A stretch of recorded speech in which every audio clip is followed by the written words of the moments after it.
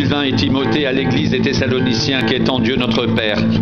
Et en Jésus-Christ le Seigneur, que la grâce et la paix vous soient données de la part de Dieu notre Père et du Seigneur Jésus-Christ.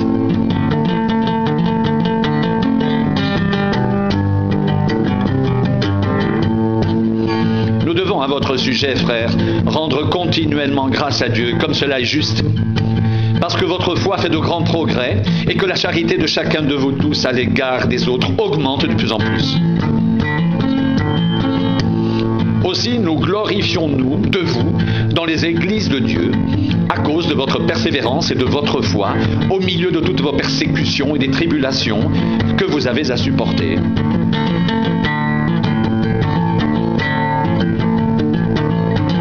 C'est une preuve du juste jugement de Dieu, pour que vous soyez jugés dignes du royaume de Dieu pour lequel vous souffrez, car il est de la justice de Dieu de rendre l'affliction à ceux qui vous affligent, et de vous donner, à vous qui êtes affligés, du repos avec nous, lorsque le Seigneur Jésus apparaîtra du ciel avec les anges de sa puissance au milieu d'une flamme de feu, pour punir ceux qui ne connaissent pas Dieu et ceux qui n'obéissent pas à l'évangile de notre Seigneur Jésus.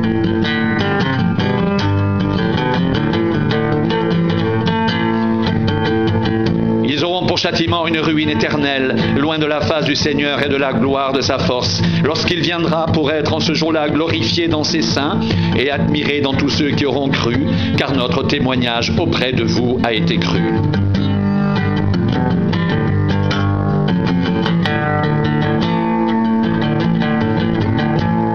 C'est pourquoi aussi nous prions continuellement pour vous, afin que notre Dieu vous juge digne de la vocation et qu'il accomplisse par sa puissance tous les desseins bienveillants de sa bonté et l'œuvre de votre foi, pour que le nom de notre Seigneur Jésus soit glorifié en vous et que vous soyez glorifiés en lui selon la grâce de notre Dieu et du Seigneur Jésus-Christ.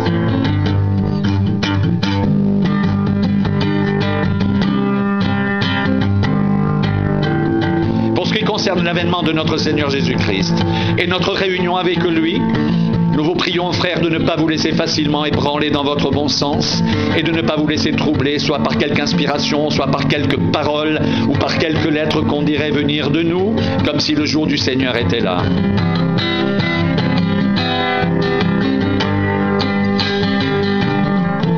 Que personne ne vous séduise d'aucune manière.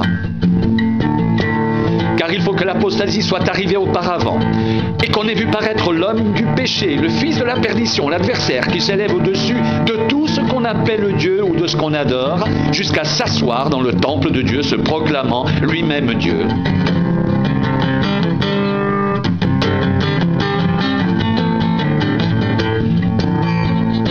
Ne vous souvenez-vous pas que je vous disais ces choses lorsque j'étais encore chez vous?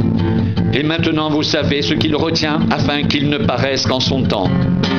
Car le mystère de l'iniquité agit déjà. Il faut seulement que celui qui le retient encore ait disparu.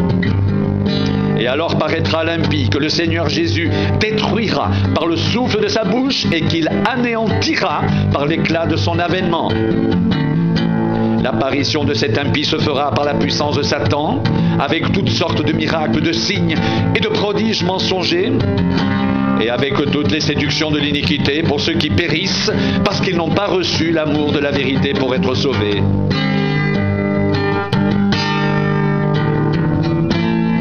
Aussi Dieu leur envoie une puissance d'égarement pour qu'ils croient au mensonge, afin que tous ceux qui n'ont pas cru à la vérité, mais qui ont pris plaisir à l'injustice, soient condamnés.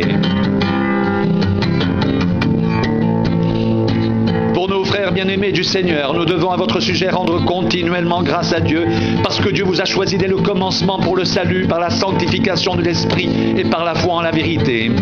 C'est à quoi il vous a appelé par notre évangile, pour que vous possédiez la gloire de notre Seigneur Jésus-Christ. Ainsi donc, frères, demeurez fermes et retenez les instructions que vous avez reçues, soit par notre parole, soit par notre lettre.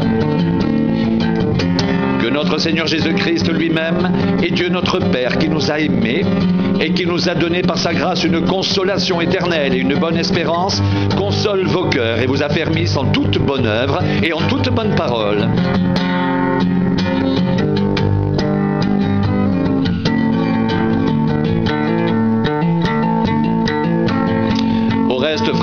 priez pour nous, afin que la parole du Seigneur se répande et soit glorifiée comme elle l'est chez vous, et afin que nous soyons délivrés des hommes méchants et pervers, car tous n'ont pas la foi. Le Seigneur est fidèle, il vous affermira et vous préservera du malin.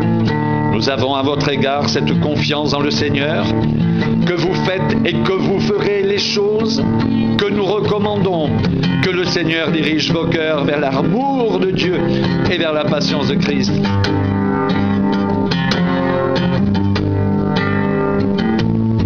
Que le Seigneur dirige vos cœurs vers l'amour de Dieu et vers la patience de Christ. Au reste, frères, priez pour nous, afin que la parole du Seigneur se répande et soit glorifiée comme elle l'est chez vous, et afin que nous soyons délivrés des hommes méchants et pervers, car tous n'ont pas la foi. Le Seigneur est fidèle, et il vous affermira et vous préservera du malin.